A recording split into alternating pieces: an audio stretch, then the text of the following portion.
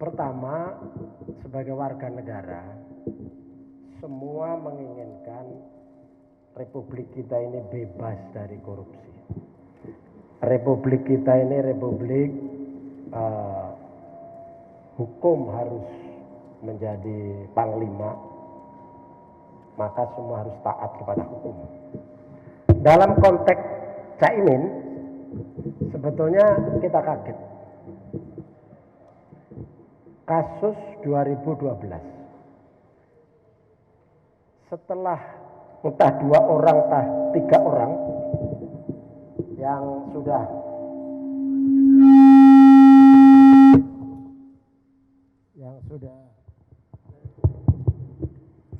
diproses dalam hukum.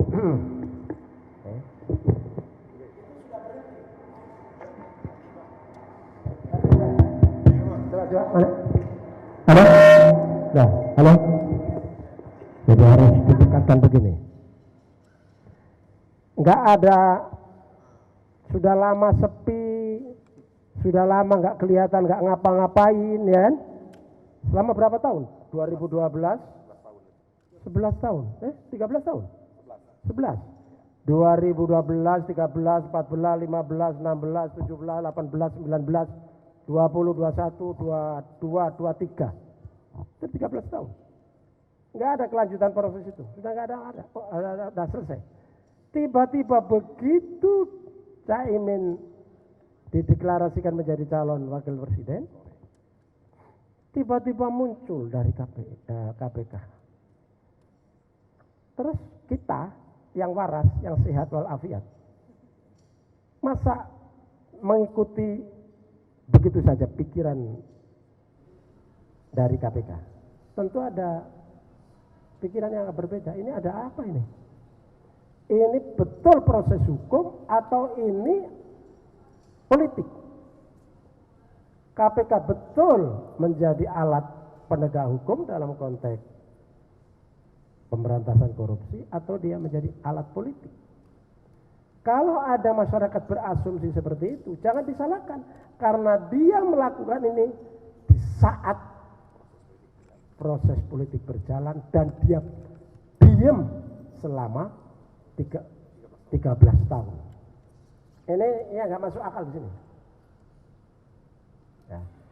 Dan ketika kita punya asumsi seperti itu, juga dibenarkan ada kasus-kasus sebelumnya juga terjadi. Anies Rashid Baswedan yang urusan Formula E jelas tidak ada masalah apa-apa,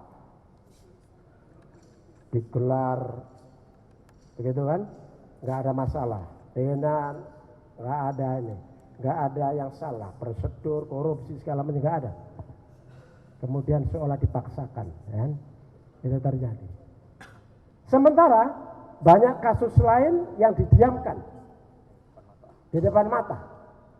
Nah, oleh karena itu kita semua warga negara menginginkan KPK yang kita lahirkan di era reformasi, yang kami ini ikut proses itu semua, dia harus menjadi penegak hukum dalam konteks pemberantasan korupsi, dilakukan secara independen, secara profesional, tidak atas dasar pesanan politik tertentu, kelompok tertentu, atau siapalah tertentu lainnya begitu.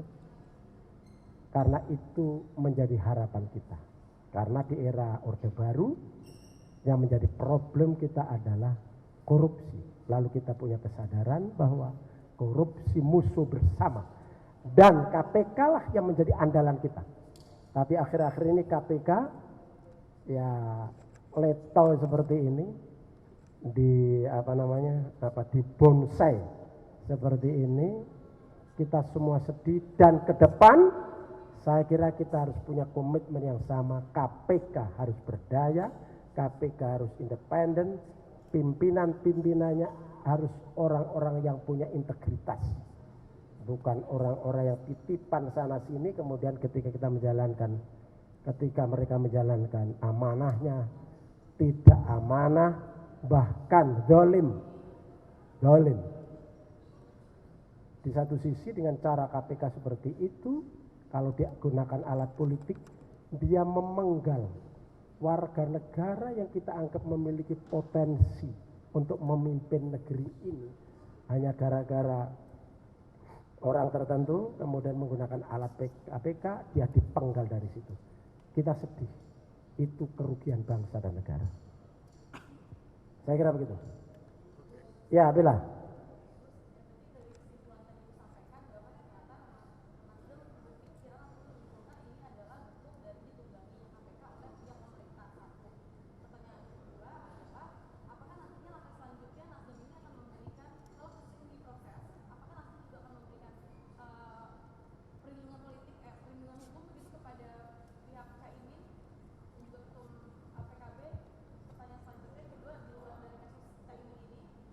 Ojo banyak-banyak, lupa saya nanti.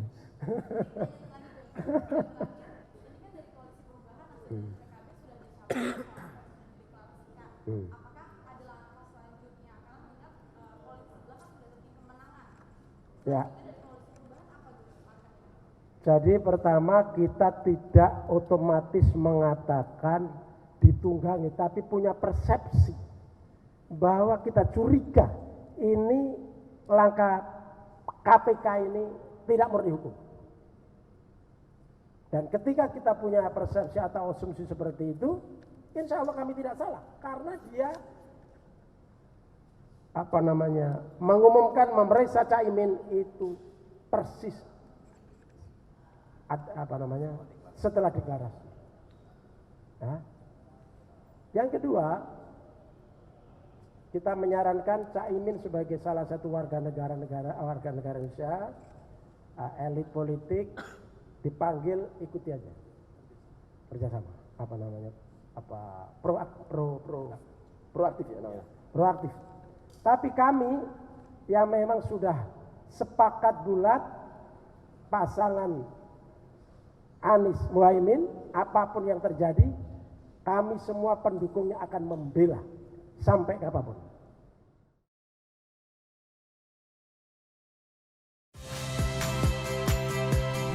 Saya Agin Fridianto. Saksikan terus program-program Kompas TV melalui siaran digital, pay TV, dan media streaming lain. Kompas TV, independen, terpercaya.